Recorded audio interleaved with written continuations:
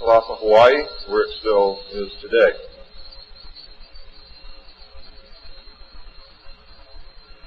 Some of the information is based upon research derived from the information that I saw. For instance, in the documents that I saw, it was stated that President Eisenhower had commissioned a group called the Jason Scholars, which was stated to have been a secret society of scholars, to research the deception, lies, facts, truth, and get at the root and the real truth of the alien question. It also stated that there was a group of 12 men formed by NSC Memo 5410, and that the study group was formed by NSC Memo 5411, and that there was another NSC memo issued to cover the actions of these men and explain the reasons why such prominent men were meeting on a regular basis, and that NSC memo was 5412/1 and 5412/2. 5412/1 was implemented in March of 1955, 5412/2 in November of 1955. Anyone who knows how correspondence, executive orders, and executive memos are written knows that you do not write a memo 5412 in March and then in November tack a second part onto it. The memo was originally really written in 1954. I'm going to go through the whole history. I'm going to have to leave a few things out simply because it's going to be impossible to cover everything in the hour and a half that I have. Before I begin, I would like to read two quotes to you. The first is attributed to Mr. Alistair Cook, who said, quote, "I'll be astounded if this planet is still going 50 years from now. I don't think we will reach 2000. It would be miraculous," unquote. Winston Churchill said, and I quote, "We seem to be moving, drifting, steadily against our will, against the will of every race and every people and every class, towards some hideous catastrophe. Everyone wishes to stop it, but they do not know how." What do you think he was referring to? Ronald Reagan stated on October 18, 1983, in a meeting with Thomas Dine, who is the executive director of the American Israel Public Affairs Committee. And I quote Ronald Reagan, "You know, I turn back to your ancient prophets in the Old Testament and the signs foretelling Armageddon. And I find myself wondering if we're the generation that is going to see that come about. I don't know if you've noted any of those prophecies lately, but believe me, they certainly describe the times we're going through." Now, ladies and gentlemen, during this talk that I'm going to give you, I'm going to explain to you the history of this phenomenon, who the secret government really is, and I will name them by name, beginning group, the study group. I will tell you who they are today. I'm going to tell you what this is all about. I'm going to tell you who's selling drugs to your children, and I'm going to tell you why the United States government is afraid for you to find out what the truth is regarding UFOs.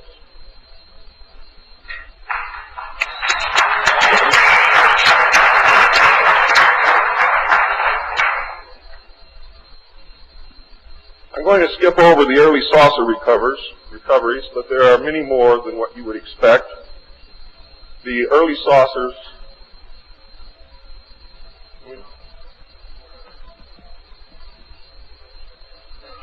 Is this any better? There were many more saucer crashes and downed craft than what you have realized. There were many more alien bodies recovered, and there were more live aliens recovered than what you are aware of. But that's not important. The important thing is that they occurred, not how many and not where. The important thing is that they occurred. And those of you who want to argue over how many and where and how many bodies are wasting the time of everyone else, because that's not important. What's important is that they occurred.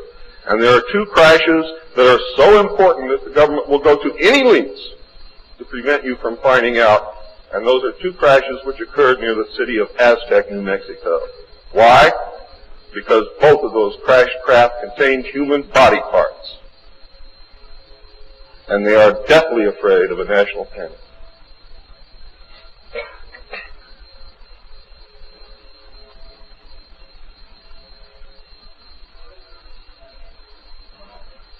Because of this, there was a very, very tight security blanket screwed down tight over all of the alien question.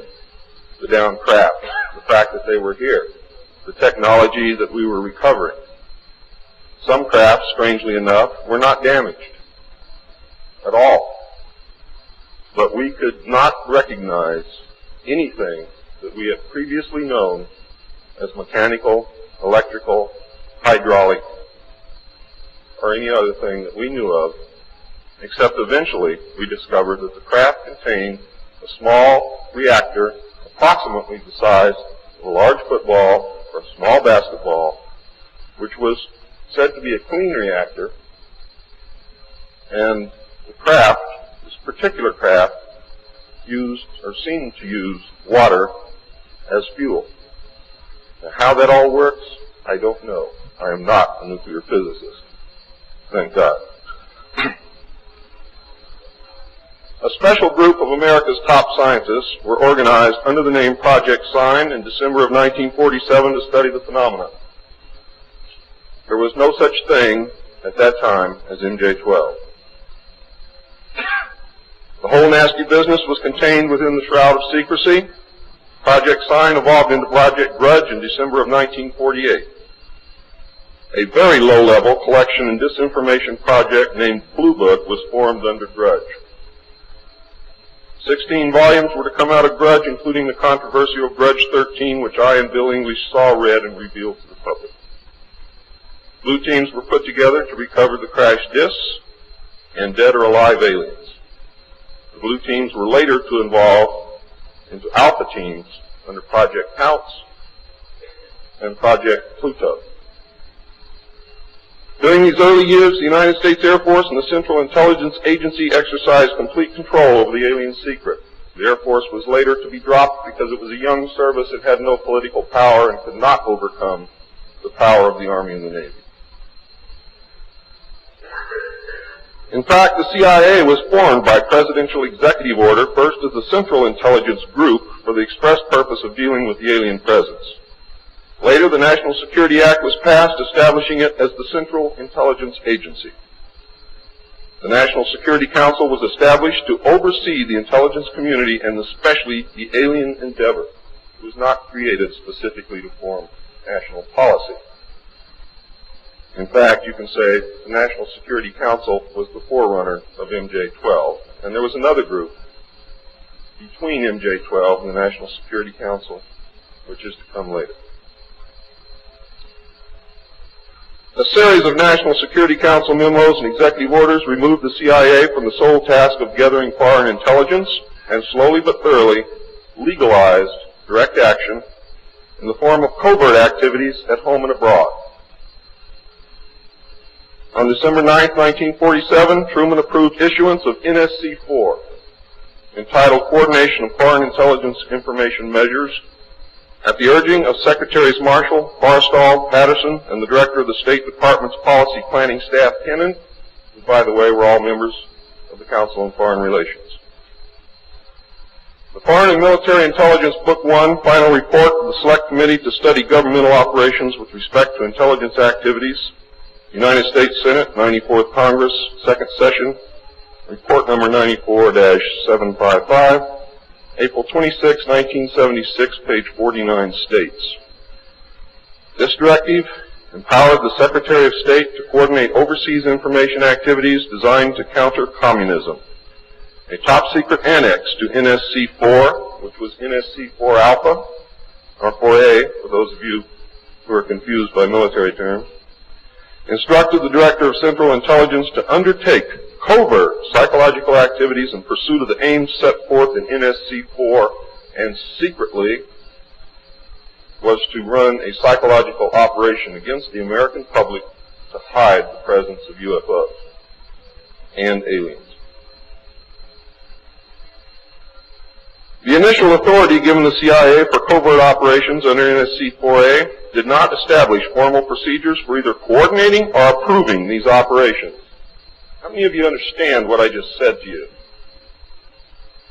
Not too many. Let me explain it.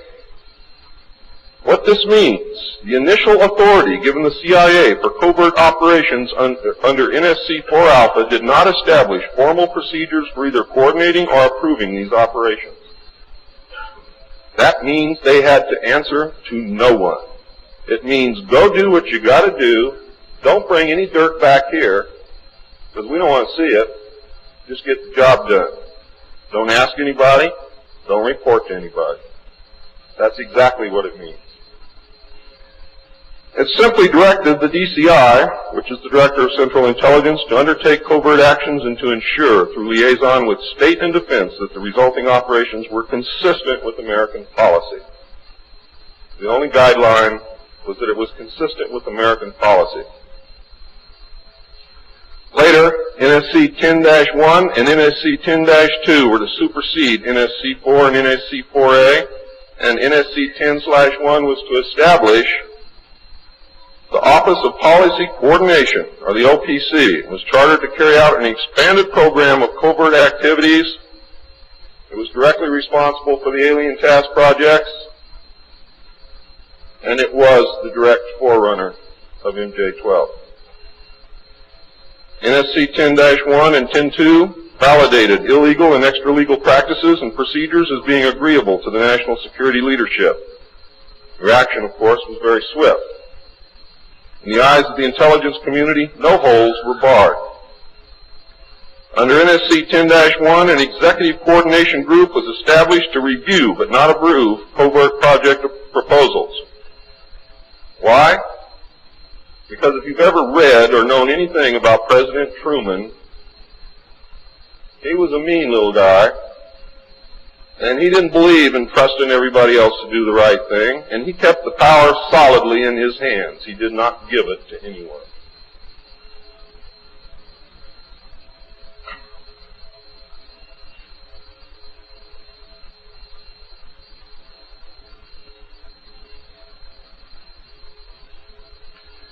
The ECG was secretly tasked to coordinate the alien projects. NSC 10-1 and 2 were interpreted to mean that no one at the top wanted to know about anything until it was over and successful. These actions established a buffer between the President and the information, and it's important that you understand this because it's important later. It was intended that this buffer serve as a means for the President to deny knowledge if leaks divulged the true state of affairs. That is to prevent the collapse of the government. If the President can stand up and say, I didn't know about it, the government can survive. If the President cannot say that, then you have a very, very dangerous situation indeed. The buffer was used in later years for the purpose of effectively isolating succeeding presidents from any knowledge of the alien presence other than what the secret government and the intelligence community wanted them to know. NSC 10-2 established a study panel which met secretly and was made up of the scientific minds of the day and may very well have included some of those names which are on the fraudulent document known as Majestic 12 or the Eisenhower briefing document, which is in reality a contingency plan to lead you right through the Rose Garden.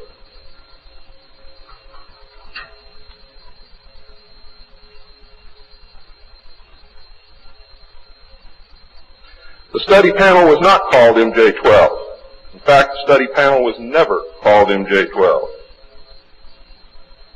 Another NSC memo, NSC 10-5, further outlined the duties of the study panel. These NSC memos and secret executive orders set the stage for the creation of MJ-12 only 4 years later. Now it gets nasty. Secretary of Defense James Forrestal began to object to the secrecy. He was a very idealistic and religious man who believed that the public should be told. When he began to talk to leaders of the opposition party and leaders of the Congress about the alien problem, he was asked, which is a polite way of saying you're fired, to resign by Truman. He expressed his fears to many people and rightfully believed that he was being watched and that his life was threatened.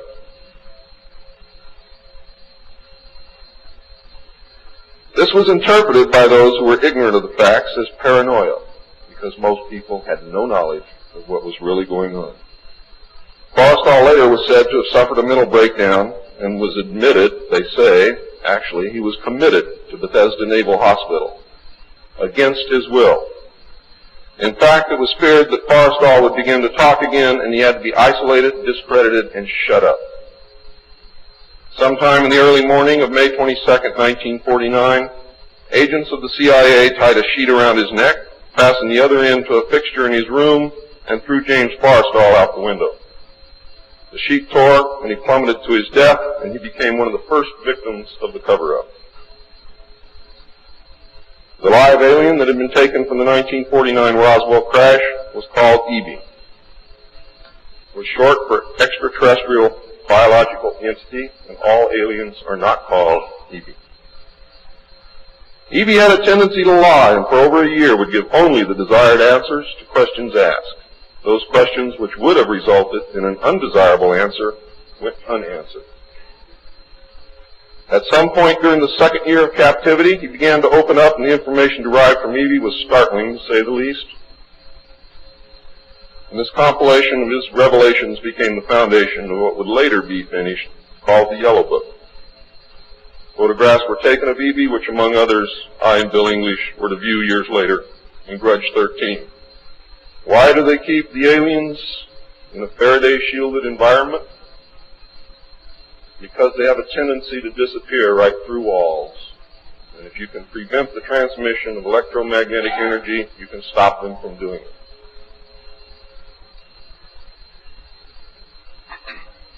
In late 1951, EB became ill. Medical personnel had been unable to determine the cause of EB's illness and had no background from which to draw. EB's system was chlorophyll-based, and he processed food into energy much the same as plants. Waste material was excreted almost exactly the same as plants. It was decided that an expert in botany was called for. A botanist, Dr. Guillermo Mendoza, was brought in to try and help him recover. Those of you who have been looking for him on medical lists will not find him there. He was a PhD in botany. Dr. Mendoza worked to save EB until mid-1952 when EB died. Dr. Mendoza eventually, according to the information that I read, became the expert on at least this type of alien biology. In a futile attempt to save EB and to try and gain favor with this technological superior alien race, the United States began broadcasting a call for help early in 1952 into the vast regions of space. If you know they're better than you, and if you know they can lick you, you better try and be friends with them, and that's what this effort was all about. The call went unanswered, but the project continued as an effort of good faith. President Truman created the super-secret National Security Agency by secret executive order on November 4th, 1952, and until recent years, there wasn't 1 in 50,000 people in the United States who even knew it existed. Its primary purpose was to decipher the alien communications and language and establish a dialogue with the nation, with the aliens. This most urgent task was a continuation of the earlier effort and was codenamed Sigma. The secondary purpose of the NSA was to monitor all communications and emissions from any and all devices worldwide for the purpose of gathering intelligence, both human and alien, and to contain the secret of the alien presence. Project Sigma, ladies and gentlemen, was extremely successful. The NSA also maintains communications with the Luna base and other secret space programs.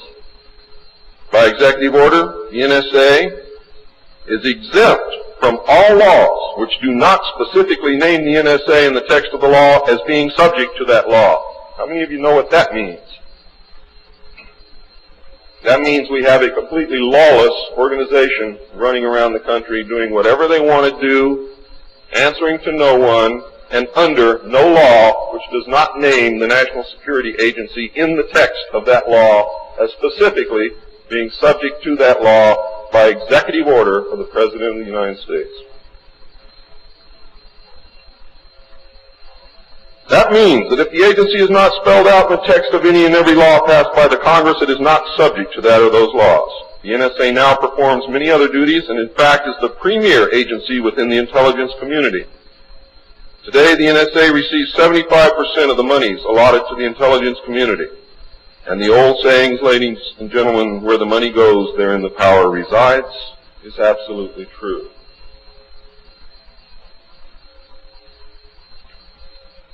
The DCI today is mainly a figurehead. He is in charge of the CIA. The CIA does have many functions which are useful to this country and some which are deadly to us. The DCI, of course, is in charge of that agency. But he is not, as everyone thinks, the head of the intelligence community. That position really and truthfully lies with the director of the National Security Agency. The primary task of the NSA is still alien communications, but now includes other alien projects as well.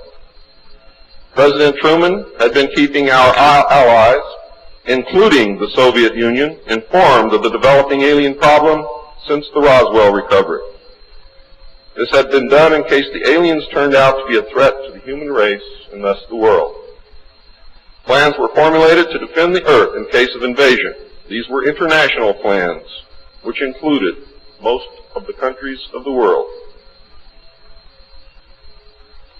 Great difficulty, however, was encountered in maintaining international secrecy. It was decided that an outside group was necessary to coordinate and control international efforts in order to hide the secret from the normal scrutiny of governments by the press. The result was the formation of a secret society which became known as the Bilderbergers.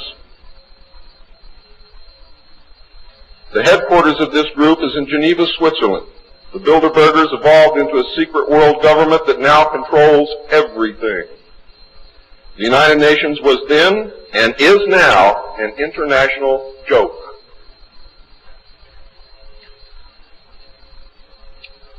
In 1953, a new president occupied the White House. He was a man used to a structured staff organization with a chain of command. His method was to delegate authority and rule by committee. He made major decisions, but only when his advisors were unable to come to consensus, and when he was in the Army, he was known as the diplomat. He was very good at what he did. He was very good at bringing people together, reaching consensus, and getting people to work for him. His normal method was to read through or listen to several alternatives and then approve one. Those who worked closely with him have stated that his favorite comment was, "Just do whatever it takes." Now here's a man very different from President Truman. He spent a lot of time on the golf course. This was not all unusual for a man who had been career Army with the ultimate position of Supreme Allied Commander during the war, a post which carried 5 stars along with it. In fact, he deserved it. This president was General of the Army Dwight David Eisenhower. During his first year in office, 1953, at least 10 more crash disks were recovered, along with 26 dead and 4 live aliens. One of the 4 live aliens died within hours of being removed from the craft. The others died approximately 3 or 4 days later. Of the 10, 4 were found in Arizona, 2 in Texas, 1 in New Mexico, 1 in Louisiana, 1 in Montana, and 1 in South Africa. There were hundreds of sightings. Why were so many craft crashing? Because the government was scared. And when they found out that the radar was downing the craft, they started aiming the radar at the craft with lock-on radar and pumped the juice through. And they brought as many down as they could.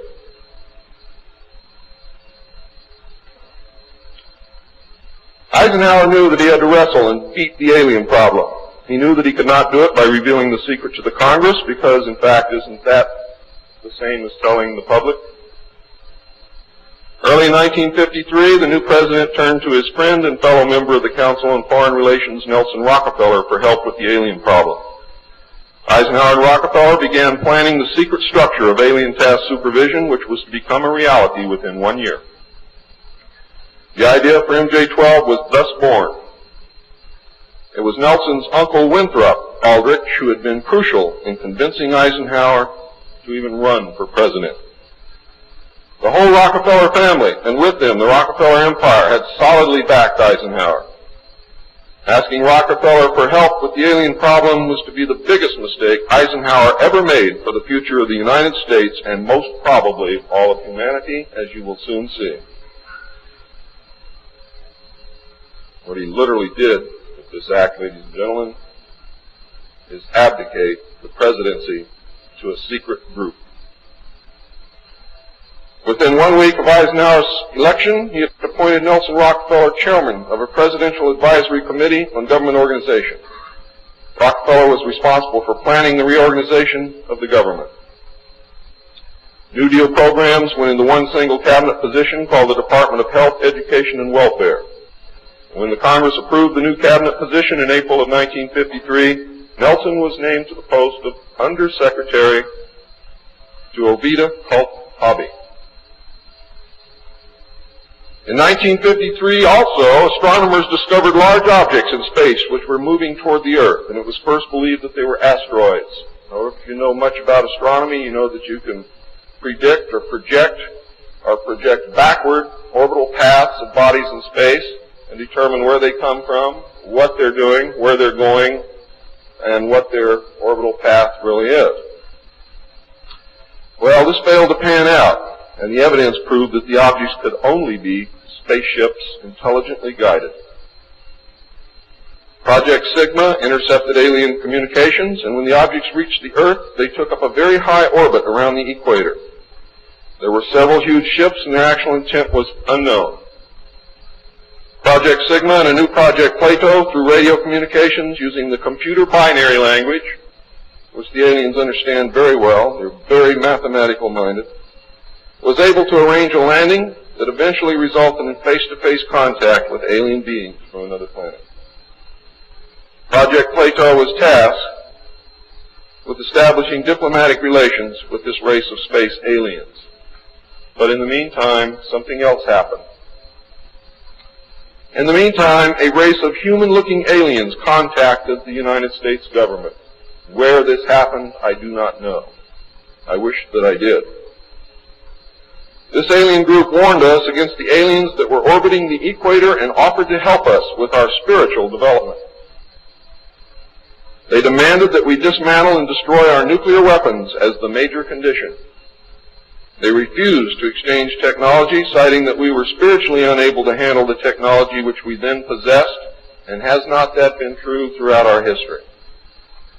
They believed that we would use any new technology to destroy each other, as we always have. This race stated that we were on a path of self-destruction, and we must stop killing each other, stop polluting the earth, stop raping the earth's natural resources, and learn to live in harmony with each other and with nature. These terms were met with extreme suspicion, especially the major condition of nuclear armament, disarmament, and I have to say that I could not blame them in the face of so many uncertainties and so many alien surprises staring them directly in the face. It was believed that meeting that condition would leave us helpless in the face of an obvious alien threat. We also had nothing in history to help with the decision. Nuclear disarmament was not considered to be within the best interest of the United States, and the overtures were rejected. Later in 1954, the race of large-nosed gray aliens which had been orbiting the Earth landed at Holloman Air Force Base. It happened in 1954, ladies and gentlemen. If you take everything that Bob Ebenegger has ever said and subtract 10 years from it, you will be right on the money. A basic agreement was reached. An alien named Krill was left as a pledge that they would return and formalize the agreement.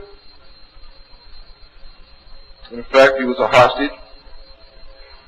This race identified themselves as originating from a planet around a red star in the constellation of Orion, which we call Betelgeuse. I believe that that's a lie. They lie a lot, and they deceive a lot, and it is evident through every action that they've ever done with us. The truth is, ladies and gentlemen, these creatures might be from Mars, really. They claim that they are from a planet which revolves around the red star, which we call Betelgeuse. They stated that their planet was dying and that at some unknown future time they would no longer be able to survive there. This led to a second landing at Edwards Air Force Base. The historical event had been planned in advance and details of the treaty had already been agreed upon. Eisenhower arranged to be in Palm Springs on vacation. On the appointed day, the President was spirited away to the base, and the excuse was given to the press that he was visiting the dentist for a toothache. President Eisenhower met with the aliens, and a formal treaty between the alien nation and the United States of America was signed. We then received our first alien ambassador from outer space. His name and title, and I know it sounds ridiculous, but it's absolutely true. His name and title was His Omnipotent Highness Krill, pronounced Krill, spelled K-R-L-L-L or C-R-L-L-L. In the American tradition of disdain for royal titles, he was secretly called Original Hostage Krill, or O.H. Krill, so that Americans would not have to say, Your Omnipotent Highness.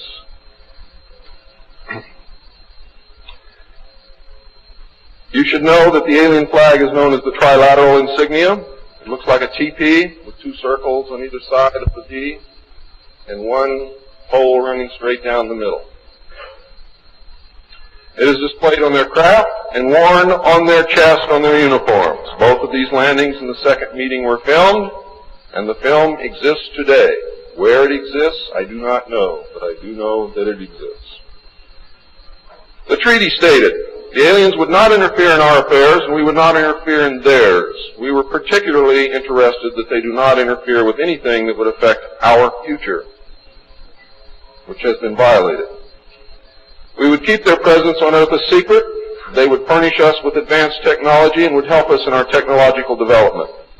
They would not make any treaty with any other Earth nation. They could abduct humans on a limited and periodic basis for the purpose of medical examination and monitoring of our development, with the stipulation that the humans would not be harmed, would be returned to their point of abduction, that the humans would have no memory of the event, and that the alien nation would furnish MJ-12 with a list of all human contacts and abductees on a regularly scheduled basis, and this is not being done. It was agreed that each nation would receive the ambassador of the other for as long as the treaty remained in force. It was further agreed that the alien nation and the United States would exchange 16 personnel each to the other with the purpose of learning each of the other. The alien guests would remain on Earth, and the human guests would travel to the alien point of origin for a specified period of time, then return, at which point a reverse exchange would be made. I have no knowledge whatsoever of what happened to those original 16 humans who left the Earth with the aliens. It was also agreed that bases would be constructed underground for the use of the alien nation, and that 2 bases would be constructed for the joint use of the alien nation and the United States government. The base at Dulce is one. The base at S4 in the area known as Area 51 or Dreamland is the second. Exchange of technology would take place in the jointly occupied bases. These alien bases would be constructed under Indian reservations in the 4 corners of Utah, Colorado, New Mexico, and Arizona, and one would be constructed in Nevada in the area known as S4, located approximately 7 miles south of the western border of Area 51, otherwise known as Dreamland. All alien areas are under complete control of the Naval Department, and all personnel who work in these complexes receive their checks from the Navy. Construction of the bases began immediately, but progress was slow until large amounts of money were made available in 1957, and in the meantime work continued on the Yellow Book with the information derived from the guests.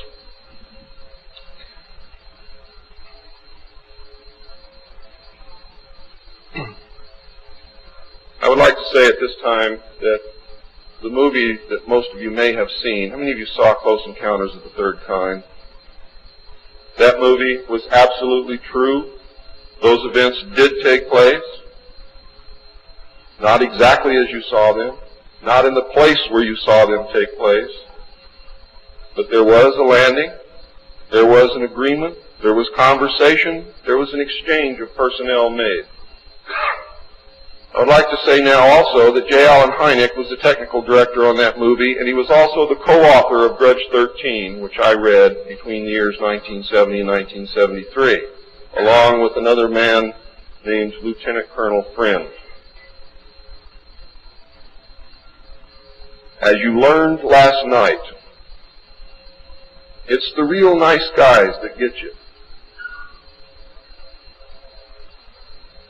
Right, Phil?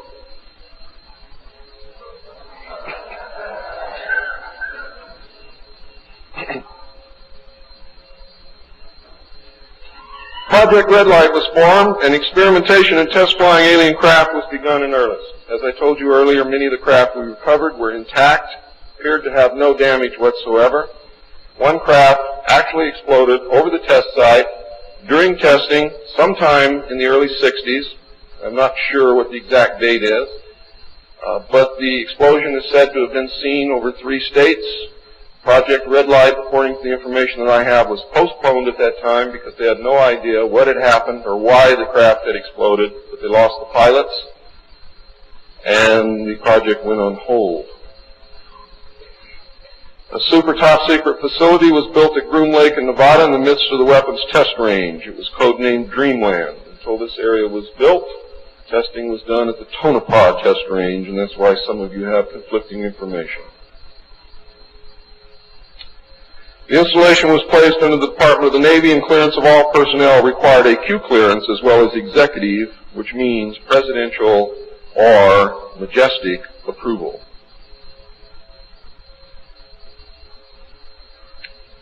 This is ironic due to the fact that the President of the United States does not have clearance to visit the site. Many of you did not know that. The President of the United States cannot enter Area 51. There are very many other areas which he cannot enter also. The alien base and exchange of technology actually took place in an area known as S4. Area S4 was codenamed the Dark Side of the Moon. The Army was tasked to form a super-secret organization to furnish security for all alien task projects. This organization became the National Reconnaissance Organization based at Fort Carson, Colorado. The specific teams trained to secure the projects were called Delta. A second project, codenamed Snowbird, was promulgated to explain away any sightings of the red light craft as being Air Force experiments. The Snowbird craft were manufactured using conventional technology and were flown for the press on several occasions, and those of you who are my age or older will remember, as children or young adults, going to the movie and seeing in the Movie-Tone newsreel the Avro car and other strange-looking saucer craft that were developed by the United States and the Canadian Armed Forces as a part of Project Snowbird. Project Snowbird was also used to debunk legitimate public sightings of alien craft, also called UFOs. Project Snowbird was very successful, and reports from the public declined steadily until recent years. But not just due to Project Snowbird. There was an intense ridicule, denial, and debunking campaign going on since the beginning. People stopped reporting what they saw. A multi-million-dollar secret fund was organized and kept by the military office of the White House. This fund was used to build over 75 deep underground facilities. Presidents who asked were told the fund was used to build deep underground shelters for the president in case of war. Only a few were built for the president. Millions of dollars were funneled through this office to MJ-12 and then out to the contractors, and was used to build top-secret alien bases as well as top-secret dumb or deep underground military bases. I think dumb is very appropriate. And the facilities promulgated by Alternative 2 throughout the nation. President Johnson used this fund to build a movie theater and pave the road on his ranch, and I believe he also used it to fix his shower. He had no idea of its true purpose, but he felt that because it was military money, it was his money. The secret White House Underground Construction Fund was set up in 1957 by President Eisenhower.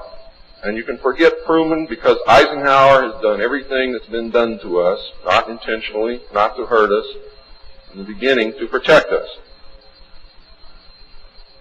The funding was obtained from Congress under the guise of construction and maintenance of secret sites where the President could be taken in case of military attacks, called presidential emergency sites.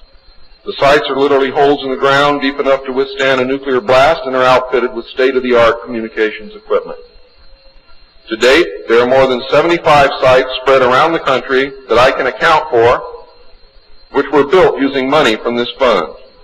The Atomic Energy Commission has built at least an additional 22 underground sites, again, that I can account for. The location and everything to do with these sites were and are considered and treated as top secret. The money was and is in control of the military office of the White House and was and is laundered through a circuitous web that even the most knowledgeable spy or accountant cannot follow. As of 1980, only a few at the beginning and end of this web knew what the money was for. At the beginning were Representative George Mahan of Texas, the chairman of the House Appropriations Committee and of its Defense Subcommittee, and Representative Robert Sykes of Florida, chairman of the House Appropriations Military Construction Subcommittee. Today, it was rumored that House Speaker Jim Wright controlled the money in Congress and that a power struggle was underway to remove him. We all know what happened there, but I could not substantiate by any source the fact that he was in charge of the money. It is a rumor.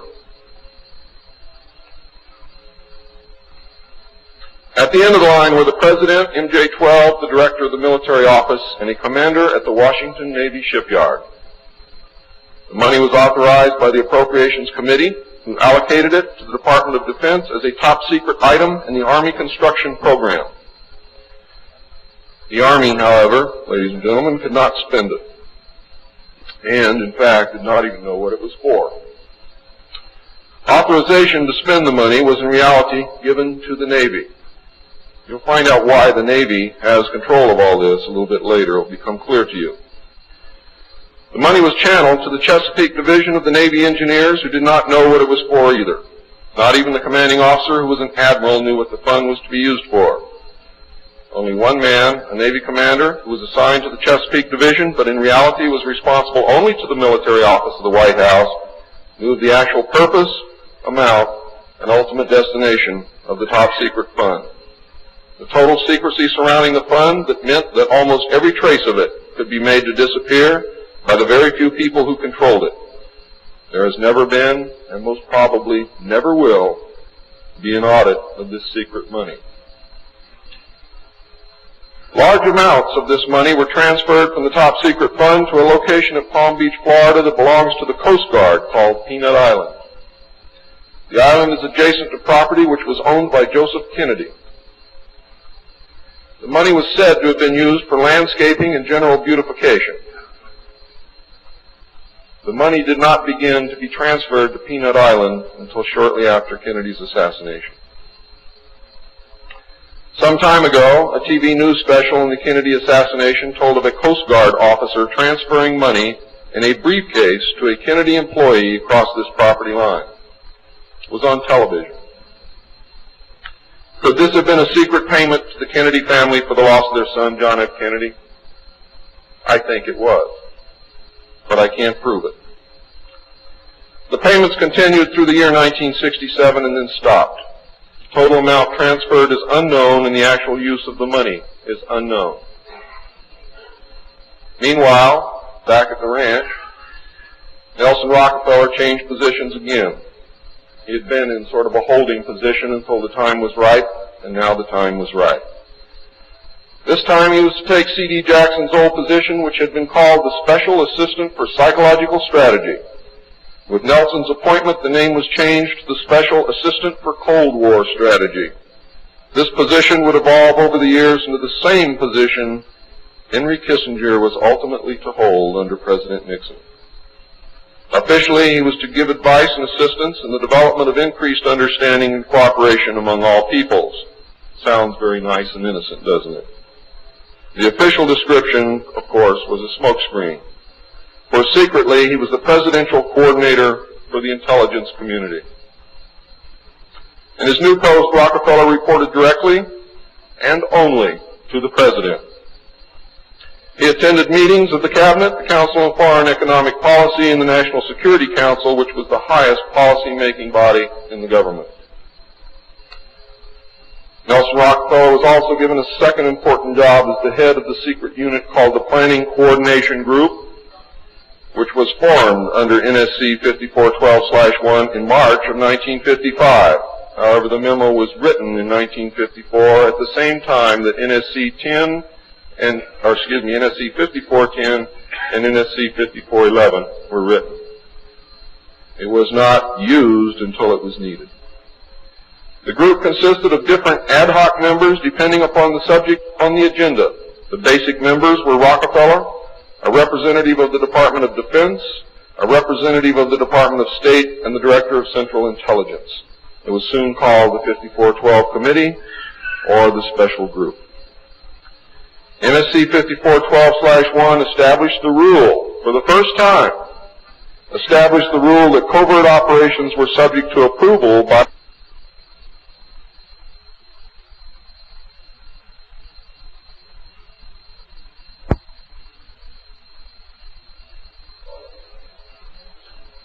secret executive memorandum, NSC 5410. Eisenhower had preceded NSC 5412/1 in 1954 to establish a permanent committee, not ad hoc, to be known as Majority 12, MJ12,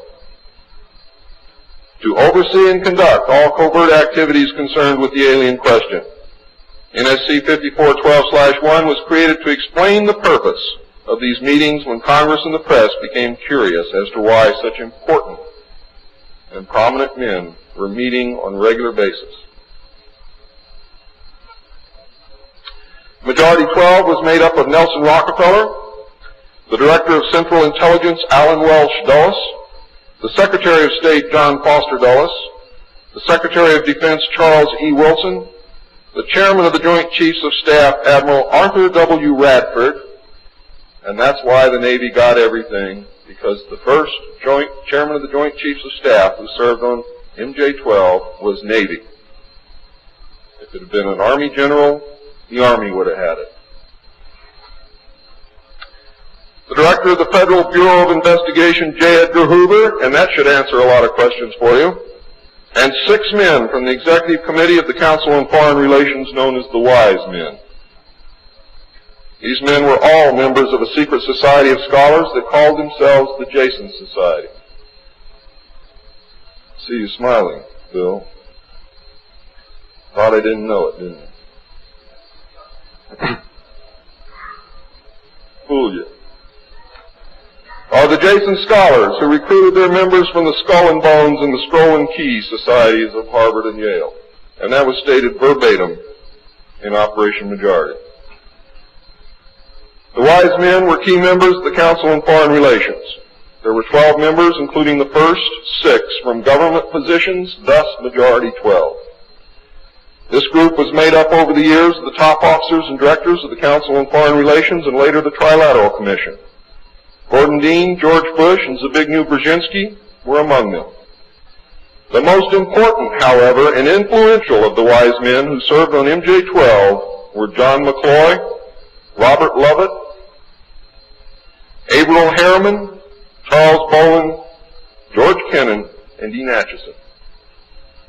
Their policies would last well into the decade of the 70s, and it is significant that President Eisenhower, as well as the first 6 MJ-12 members from the government, were also members of the Council on Foreign Relations. Thorough researchers will soon discover that not all of the Wise Men attended Harvard or Yale, and not all of them were chosen for Skull and Bones or Scroll and Key membership during their college years.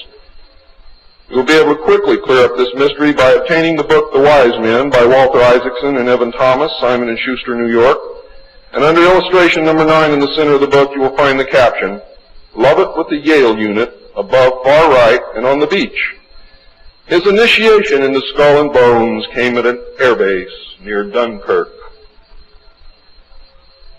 I have found that members were chosen on an ongoing basis by invitation based upon merit, post-college, and was not confined to only Harvard or Yale attendees. It also had something to do with how much money your family had, unless you were a military officer. A chosen few were later initiated into the Jason Society. They are all members of the Council on Foreign Relations, and at that time were known as the Eastern Establishment. This should give you a clue to the far-reaching and serious nature of these most secret college societies. The Jason Society is alive and well today, but now includes members of the Trilateral Commission as well. The Trilateralists existed secretly several years before 1973 because I saw the name of the Trilateral Commission in the documents in 1971. The name of the Trilateral Commission was taken from the alien flag known as the Trilateral Insignia. And that should give you some clue as to how much trouble you're in. Majority 12 was to survive right up to the present day. Under Eisenhower and Kennedy, it was erroneously called the 5412 Committee, or more correctly, the Special Group. In the Johnson administration, it became the 303 Committee, named after the room that they met in at the White House when they met at the White House. Because the name 5412 had been compromised in the book The Secret Government. Actually, it was not compromised. It was intentionally leaked to explain the purpose of the meeting of these men, so that no one would go looking for NSC 5410 and NSC 5411. And I wish you all luck. I hope that you're able to dig it out.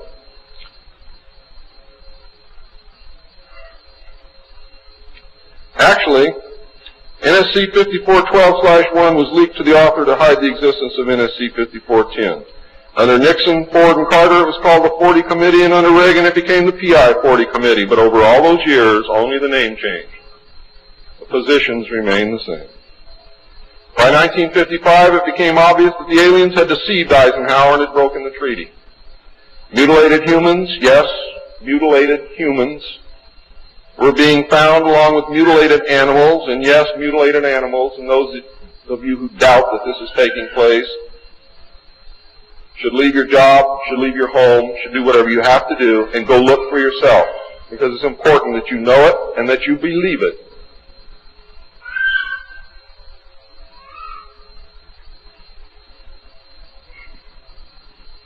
These things were being found all across the United States.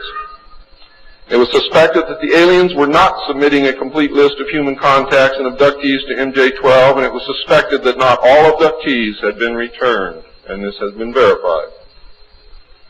The Soviet Union was suspected of interacting with them, and this proved also to be true. It was learned that the aliens had been and were then manipulating masses of people through secret societies, witchcraft, magic, the occult, and religion. After several Air Force combat air engagements with alien craft, it also became apparent that our weapons were no match against theirs. In November of 1955, NSC 5412/2 was issued, establishing a study committee to explore all factors which are involved in the making and implementing of foreign policy in the nuclear age. This, again, was only a blanket of snow that covered the real subject of study, which was the alien question. For, in fact, 5412/2 had, as I told you earlier, been written in 1954, when NSC 5410 and 5411 was written, and 5411, by secret executive memorandum, in 1954, the study group was commissioned to examine all the facts, evidence, lies, and deception and discover the truth of the alien question. NSC 54/2 was only a cover that had become necessary when the press began inquiring as to the purpose of regular meetings of such important men. When the press asked Gordon Dean, somewhere near the end of 1954, why they were meeting and what they were studying, Gordon Dean says, "As of yet, we have no direction, but we're working on it." It then became necessary to find a direction and find a reason for these meetings, and that's exactly what they did. The first meetings began in 1954 and were called the Quantico meetings because they met at the Quantico Marine Base. See, one thing I knew, ladies and gentlemen, I know who they are. I know what they were called. All I had to do was find out who belonged to those names, and it's impossible to hold meetings of 36 prominent men secret over such a long period of time. The study actually lasted 3 years, not forever. It was a 3-year study, period. A study group was made up of 35 members of the Council on Foreign Relations secret scholars known as the Jason Society or the Jason Scholars. Dr. Edward Teller was invited to participate. Dr. Zbigniew Brzezinski was the study director for the first 18 months. Dr. Henry Kissinger was chosen as the group study director for the second 18 months, beginning in November of 1955. Nelson Rockefeller was a frequent visitor during the study. I'm going to read you the study group members now. For those of you who know who these people are, you're going to be amazed. Those of you who do not, I advise that you purchase a copy of my text, which will be on sale the minute that I finish my last word.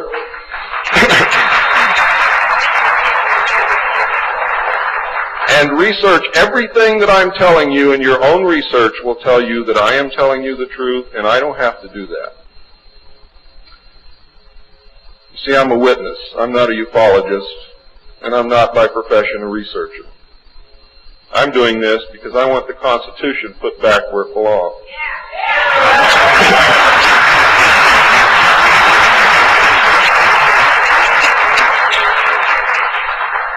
The study group members were Gordon Dean, chairman, one of the most powerful men in the United States at that time. Dr. Zbigniew Brzezinski, study director for the first phase. Dr. Henry Kissinger, study director for the second phase. Dr. Edward Teller represented the scientific community.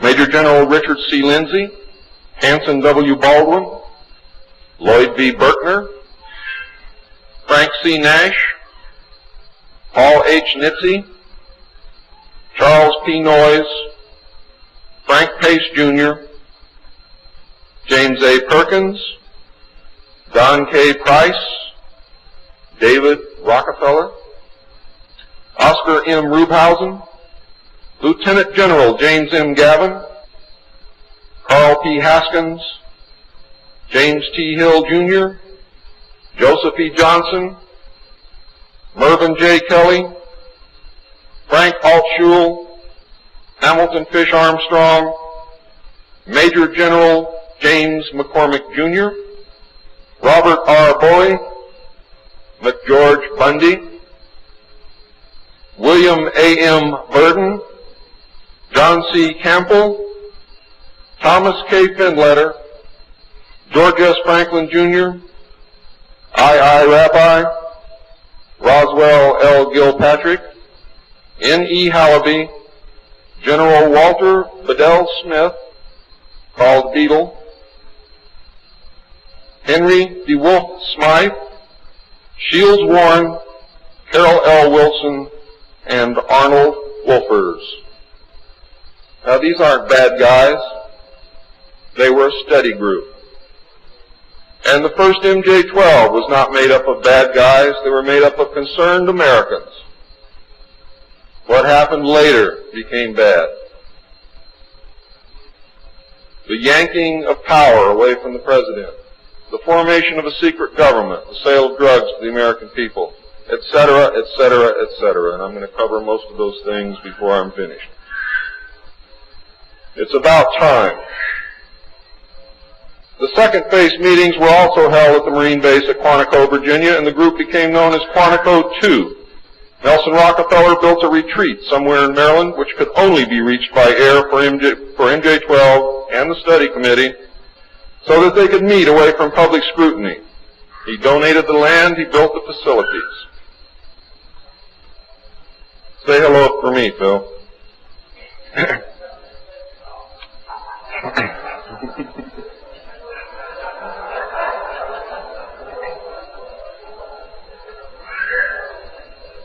So that they could meet away from public scrutiny. The secret meeting place is known by the code name, the Country Club.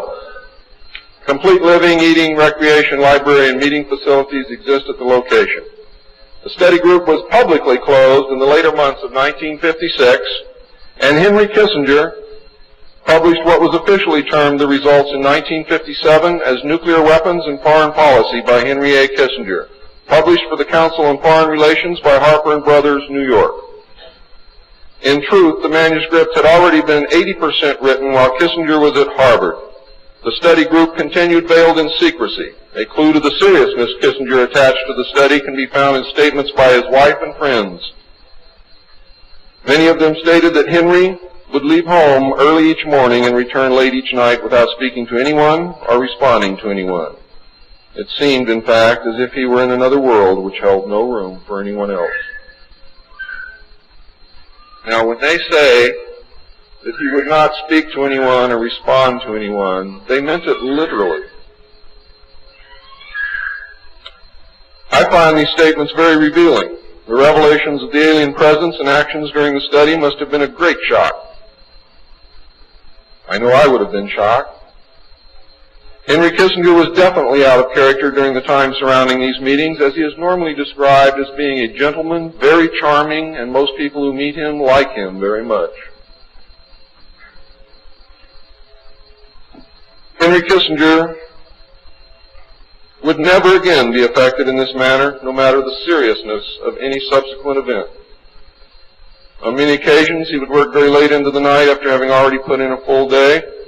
Coupled with his not speaking, this behavior eventually led to his divorce. A major finding of the alien study was that the public could not be told, as it was believed that this would most certainly lead to economic collapse, collapse of the religious structure, and national panic, which would lead into anarchy.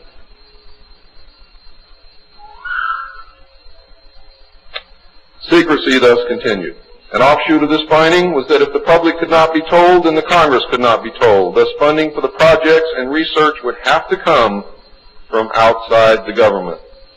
There are some things beginning to fall into place. Without aliens, you cannot make sense of anything else that's been happening for the 44 years.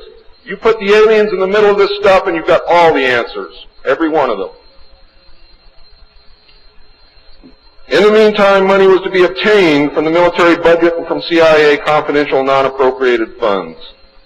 Another major finding was the aliens were using humans and animals for a source of glandular secretions, enzymes, hormonal secretions, blood, and in horrible genetic experiments. The aliens explained these actions as necessary to their survival. What I'm going to tell you now is very sad if it's true, because I am unable to weed through the lies and deception and really find the truth. All I know is what they told us. They stated that their genetic structure had deteriorated and that they were no longer able to reproduce. They stated that if they were unable to improve their genetic structure, their race would soon cease to exist. We looked upon their explanations with extreme suspicion. Since our weapons were literally useless against the aliens, MJ-12 decided to continue friendly diplomatic relations with them until such time as we were able to develop a technology which would then enable us to challenge them on a military basis. Overtures would have to be made to the Soviet Union and other nations to join forces for the survival of humanity. In the meantime, plans were developed to research and construct two weapon systems using conventional and nuclear technology, which would hopefully bring us to parity. The results of the research were projects Joshua and Excalibur. Joshua was a weapon captured from the Germans, which at that time was capable of shattering 4-inch thick armor plate at a range of 2 miles using low-frequency aimed sound waves. And it was believed that this weapon would be effective against the alien craft and beam weapons. Excalibur was a weapon carried by missiles not to exceed 30,000 feet above ground level, not to deviate from designated target more than 50 meters, that would penetrate 1,000 meters of tufa hard-packed soil such as that found in New Mexico, would carry a 1 megaton warhead, and was intended for use in destroying the aliens in their underground bases. Joshua was developed successfully but never used to my knowledge. Excalibur was not pushed until recent years, and now there is an unprecedented effort to develop this weapon. The people who are working on these weapons tell us that they have never been pushed so hard in their history working on any project than they are being pushed to develop Project Excalibur. Now, what I'm going to read you next may upset some of you, but it's absolutely true. The events at Fatima in the early part of the century were scrutinized. On suspicion that it was alien manipulation, an intelligence operation was put into motion to penetrate the secrecy surrounding the event. The United States utilized its Vatican moles that had been recruited and nurtured during World War II and soon obtained the entire Vatican study, which included the prophecy. And I don't care what you've ever read before, you have not read the true prophecy. This prophecy stated that if man did not turn from evil and place himself at the feet of Christ, the planet would self-destruct and the events described in the book of Revelations would indeed come to pass. It stated that a child would be born who would unite the world with a plan for world peace and a false religion beginning in 1992. By 1995, the people would discern that he was evil and was indeed the Antichrist.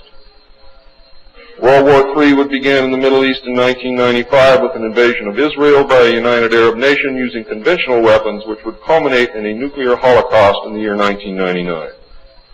Between 1999 and 2003, most of the life on this planet would suffer horribly and die as a result.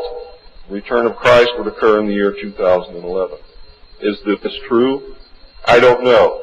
I know that it was decided by the United States government that this was indeed an alien event, and I believe that this is more deception which is being heaped upon us. So don't go out of here thinking that the world is going to end tomorrow because of this. It might because of something else, and I'm going to talk about that, but not because of this.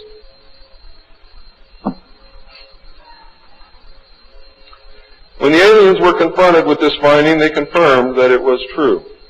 The aliens explained that they had created us through hybridization and had manipulated the human race through religion, Satanism, witchcraft, magic, the occult, secret societies, etc. They further explained that they were capable of time travel and the events would indeed come to pass. Later exploitation of alien technology by the United States and the Soviet Union utilizing time travel confirmed that indeed something bad was going to happen. The aliens showed a hologram which they claimed was the actual crucifixion of Christ, which the government filmed. We did not know whether to believe them or not. Were they using our genuine religions to manipulate us? Or were they indeed the source of our religions, with which they had been manipulating us all along? Or was this the beginning scenario of the genuine end times and the return of Christ, which had been predicted in the Bible? No one knew the answer. And I don't know the answer either. A symposium was held in 1957, which was attended by some of the great scientific minds then living. It was held in Huntsville, Alabama. They reached the conclusion that by or shortly after the year 2000, the planet would self-destruct due to increased population and man's exploitation of the environment without any help from God or the aliens. By secret executive order of President Eisenhower, the Jason scholars were ordered to study this scenario and make recommendations from their findings. This was done. The Jason Society confirmed the finding of the scientists and made 3 recommendations called Alternatives 1, 2, and 3.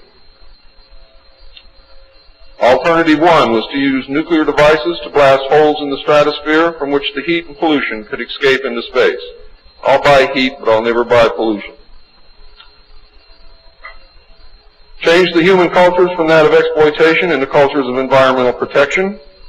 Of the 3, this was decided to be the least likely to succeed due to the inherent nature of man and the additional damage the nuclear explosions would themselves create.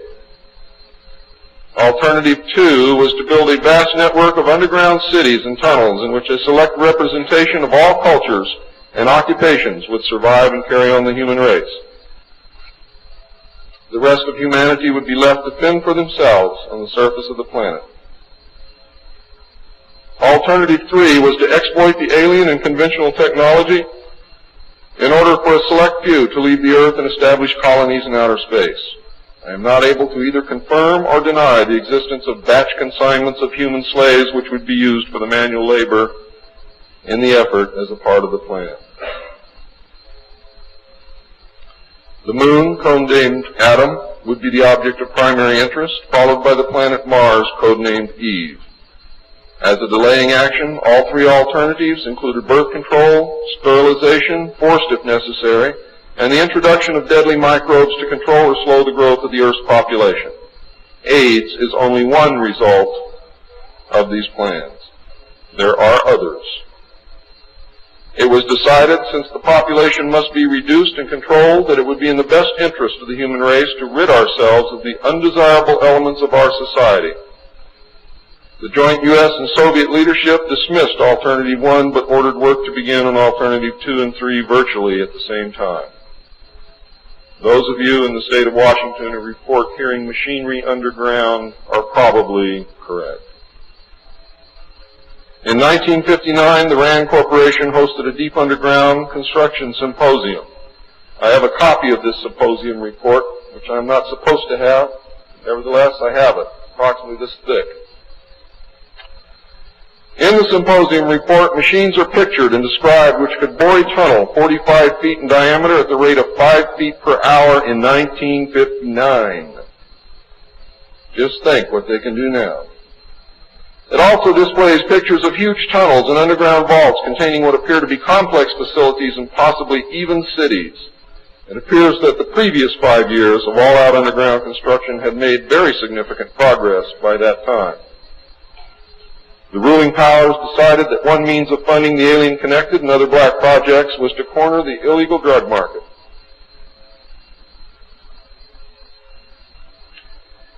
A young, ambitious member of the Council on Foreign Relations was approached. His name is George Bush, who at the time was the president and CEO of Zapata Oil based in Texas. Zapata Oil was experimenting with the new technology of offshore drilling. It was correctly thought that the drugs could be shipped from South America to the offshore platforms by fishing boat, where it would then be taken to shore by the normal transportation used for supplies and personnel. By this method, no customs or law enforcement agency would subject the cargo to search. George Bush agreed to help and organize the operation in conjunction with the CIA. The plan worked better than anyone had thought and has since expanded worldwide, and there are now many other methods of bringing the illegal drugs into the country. But it must always be remembered that George Bush began the sale of drugs to our children. Now, if you think I'm crazy, get off your butt and start digging, because you will find out that it's absolutely true. The CIA now controls all the world's illegal drug markets. The official space program was boosted by President Kennedy in his inaugural address when he mandated that the United States put a man on the moon before the end of the decade.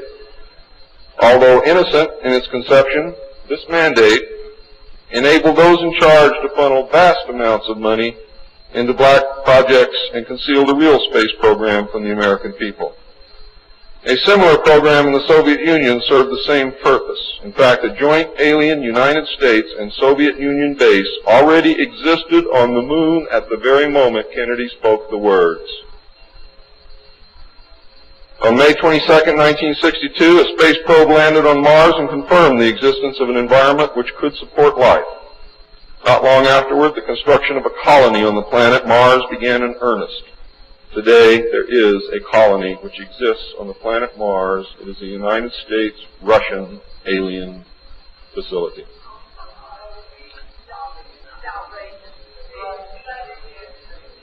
If you believe it's outrageous, stick around a few years.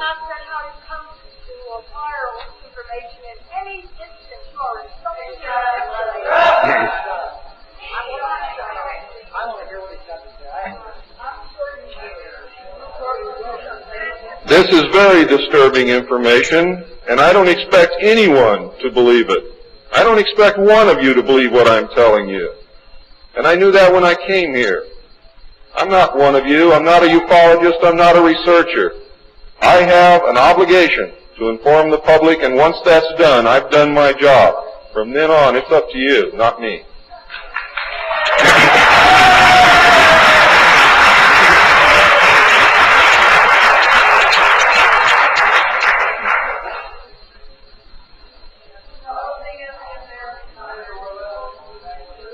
This colony exists on Mars, populated by specially select people from different cultures and occupations taken from all over the earth. A public public charade of antagonism between the Soviet Union and the United States has been maintained over all these years in order to fund projects in the name of national defense when in fact we are the closest allies. At some point, President Kennedy discovered portions of the truth concerning the drugs and the aliens. He issued an ultimatum in 1963 to MJ-12.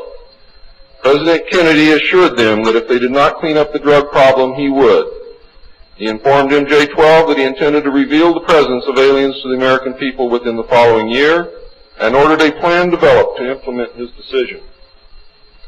President Kennedy was not a member of the Council on Foreign Relations and knew nothing of Alternative 2 or Alternative 3 that I can find out. Internationally, the operations were supervised by an executive committee known as the Policy Committee. In the United States, they were supervised by MJ-12 and in the Soviet Union by its sister organization.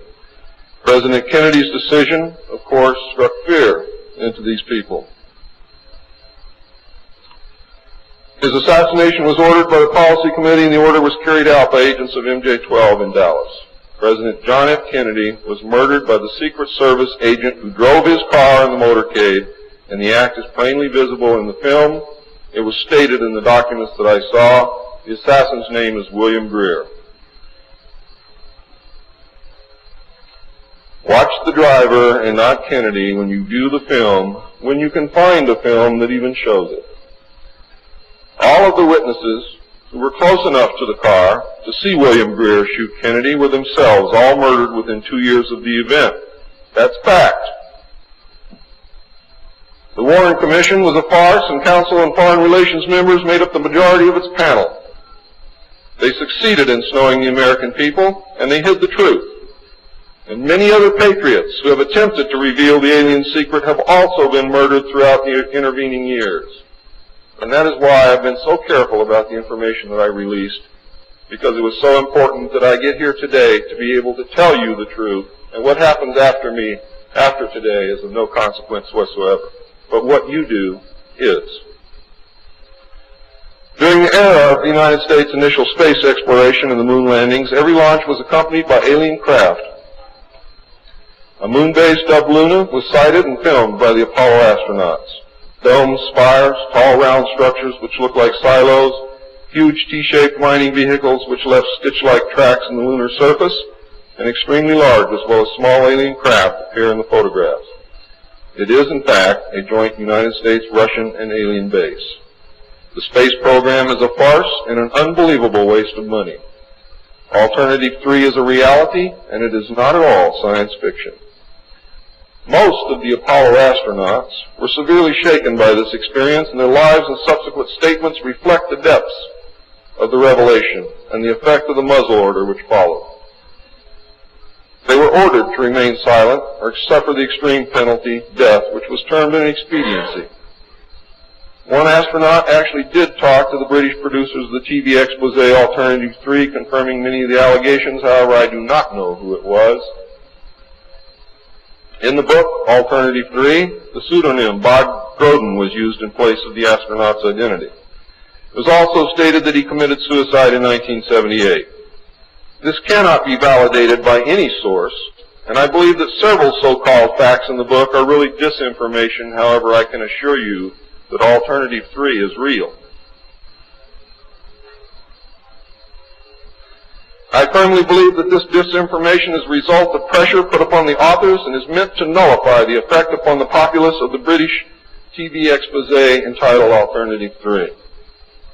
The headquarters of the international conspiracy is in Geneva, Switzerland. The ruling body is made up of representatives of the governments involved as well as the executive members of the group known as the Bilderbergers. Meetings are held by the Policy Committee when necessary on a nuclear submarine beneath the polar ice cap. The secrecy is such that this was the only method which could ensure that the meetings could not be bugged and is the only place where they discuss their most secret matters. I can say that the book is at least 70% true from my own knowledge and the knowledge of my sources. I believe that the disinformation was an attempt to compromise the British TV expose with information which could be proven false, just as the Eisenhower briefing document was released here in the United States under the contingency plan Majestic 12, and which can also be proven false. Since our interaction with the aliens began, we have come into possession of technology beyond our wildest dreams. A craft named Aurora exists at Area 51, which makes regular trips into space. It is a one-stage ship called a TAV, or Trans-Atmospheric Vehicle. And it can take off from the ground using a 7-mile runway, go into high orbit, return on its own power, and land on the same runway. We currently have and fly atomic-powered alien craft at Area S4 in Nevada. Our pilots have made interplanetary voyages in these craft and have been to the Moon, Mars, and other planets aboard these craft. There's a group of pilots at the base who wear a patch, which has a little alien peeking over the bottom. It has, I think, 3 or 4 letters at the top, and I forget what they are, but John Lear knows what they are. There is a picture of Saturn and a picture of Mars in the photograph, and in the background there are 7 stars, which are strangely shaped just like the stars in the Pleiades group. What that means, I don't know. We have been lied to about the true nature of the Moon, the planets Mars and Venus, and the real state of technology that we possess today at this very moment. There are areas of the Moon where plant life grows and even changes color with the seasons. And this seasonal effect is because the Moon does not, as claimed, always present the exact same side to the Earth or the Sun. There is an area that wobbles in and out of darkness on a seasonal basis, and it is near this area that the plant life grows. The Moon does have a few man-made lakes and ponds upon its surface, and clouds have been observed and filmed in its atmosphere. How many of you remember the period of time, several years, when almost every reported alien craft that was reported landed was on or near water and appeared to be pumping water into the craft? How many of you remember that? Quite a few. The water went to the Moon, ladies and gentlemen, to change the Moon. And it is working.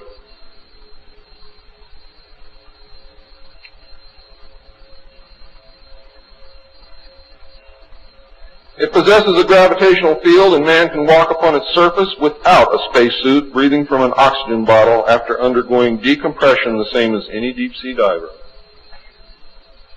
Ladies and gentlemen, if you can come from 1,200 feet underwater to the surface through decompression, you can go from the surface to 1 atmosphere of vacuum. See, vacuum does not cause a problem for the human body. It's the inert gas that's dissolved in your tissues and in your bones and in the fluids in your body that causes you the problem. If this is decompressed properly, you will have no problem. All you need is a very small amount of oxygen, very small pressure to breathe. You will suffer no harm, except for one thing, that oxygen becomes toxic after breathing it over a long period of time. Therefore, excursions would have to be of a minimal time length. Other than that, there is no reason why you or anyone else cannot walk on the surface of the Moon or in space in a vacuum without a spacesuit. How do I know?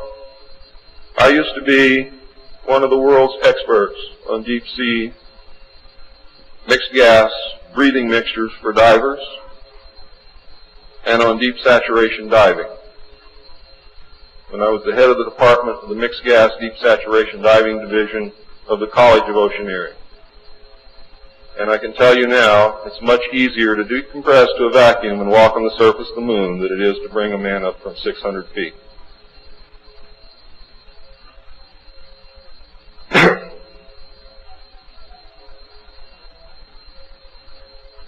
I have seen the photographs, and some of them were actually published in a book called We Discovered Alien Bases on the Moon by Fred Steckling. However, all the photographs are not there, but there are some very good ones. I would advise you to buy the book. I would advise you to look at the photographs, get the NASA number, and send for them. I doubt that you can still get them, but at one time you could. In 1969, a confrontation broke out between the human scientists and the aliens at the Dulce Underground Lab. The aliens took many of our scientists hostage.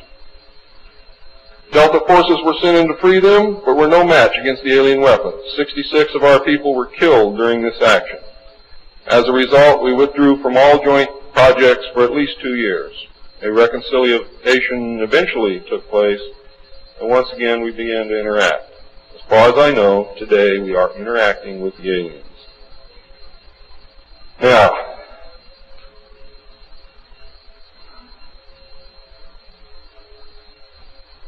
I'm gone past my limit. I'm not going to infringe upon the other speakers. The text of my speech will be on sale outside. I only have one message to give you. I don't care what you think of me. I don't care what you call me. I do care what you do with this information because it is important to our survival as a species. It's important to our planet. It is important for the world. What happens to me is of no consequence, and I knew that when I started this. Over the last 17 years, I knew that someday I was going to have to get up and say this, whether I wanted to or not, whether I was afraid or not. Now I am here, and now it is done. And I feel an overwhelming relief. You now have the information. You can laugh at it.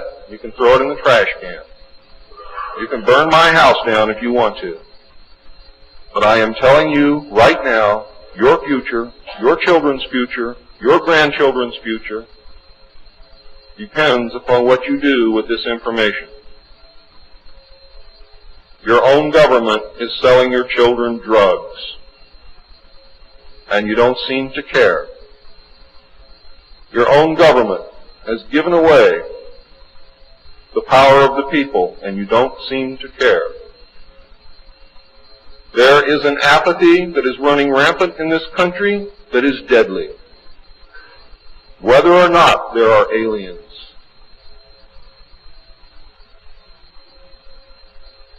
We are truly now at this moment a nation of sheep.